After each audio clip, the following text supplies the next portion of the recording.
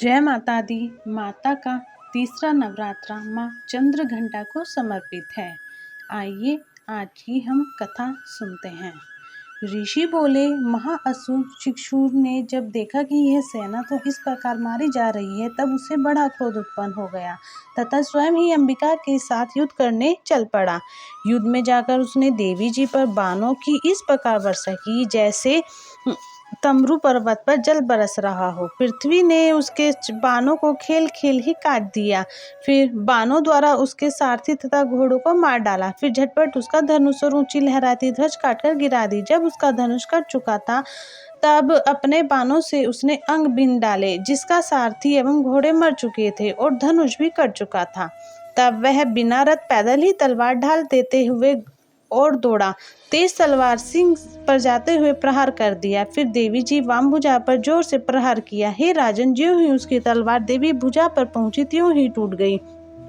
फिर तो असुर ने क्रोध से आंखें लाल लाल करके हाथ में शूल पकड़ लिया। भद्रकाली जी पर उस दैत्य ने वह शूल डाल दिया। वह शूल इस प्रकार चमका जैसे कि आकाश से सूर्यमंडल गिर रहा हो। देवी जी ने अपने ओर लाते हुए उस शूल को देखकर उस पर अपना शूल चला दिया, जिससे उस शूल का सैकड़ों टुकड़े हो गए। साथ में उस शिशुर महादैत्य के प्राण भी निकल गए। जब महिषासुर का बलवान सेनापति मर गया, तब शत्रु चमार हाथी पर सवार होकर आ पहुंचा। आते ही उसने अंबिका देवी पर प्रहार कर दिया। श्री देवी जी ने हुंकार द्वार ही उसे तेजहीन कर गिरा दिया।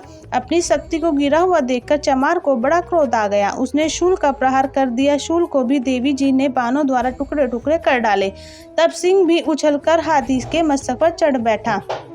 वे दोनों परस्पर लड़ते लड़ते उस हाथी से नीचे पृथ्वी पर आ गए। भयंकर प्रहारों से परस्पर युद्ध करने लगे। तब बड़े वेग से सिंह ऊपर को उछला। ऊपर आकाश से नीचे की ओर गिरते गिरते पंजों के प्रहार से दैत्य चमार के सिर के धड़ से अलग कर डाला।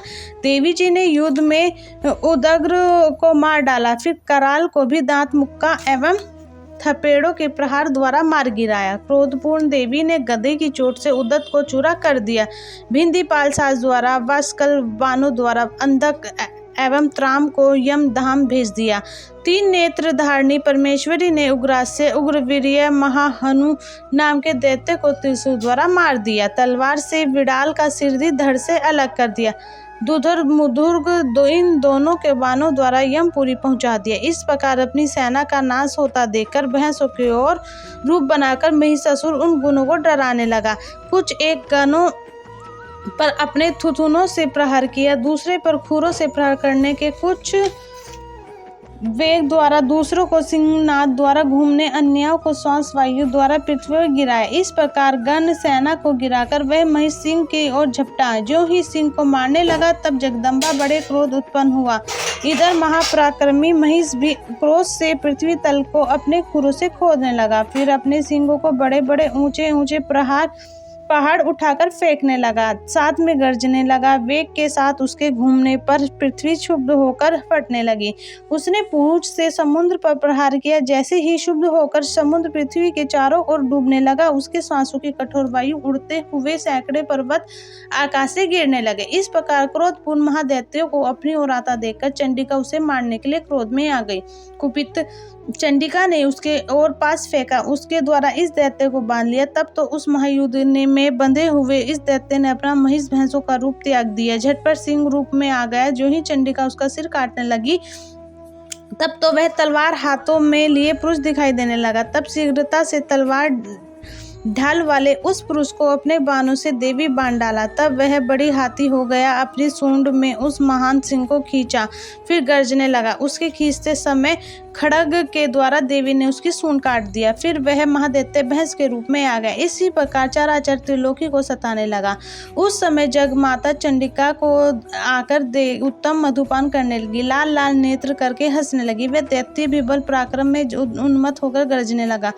अपने सिंगों से उठा उठाकर पहाड़ों देवी और फेंकने लगा। सूरापान की मद करारन लाल लाल आंखें वाली चंडिका जी कुछ अस्त व्यस्त शब्दों में कहा रे मूढ़, जब तक कि मैं मधुपान कर लूं तब तक तू क्षण भर के लिए गरजले, मेरे द्वारा संग्राम भूमि तेरा वध हो जाने पर तो शीघ्र ही देवता पे गरजने लगेंगे। ऋषि बोले।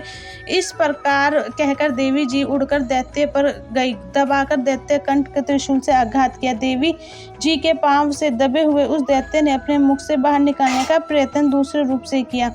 अभी बाधा निकला था कि देवी जी ने अपने पराक्रम द्वारा वही रोक लिया। आधा निकालकर भी उसे दैत्यों ने युद्ध करना आरंभ कर दिया। तब देवी जी ने अपनी तीखी तलवार से उसका सिर काटकर उसे नीचे गिरा दिया।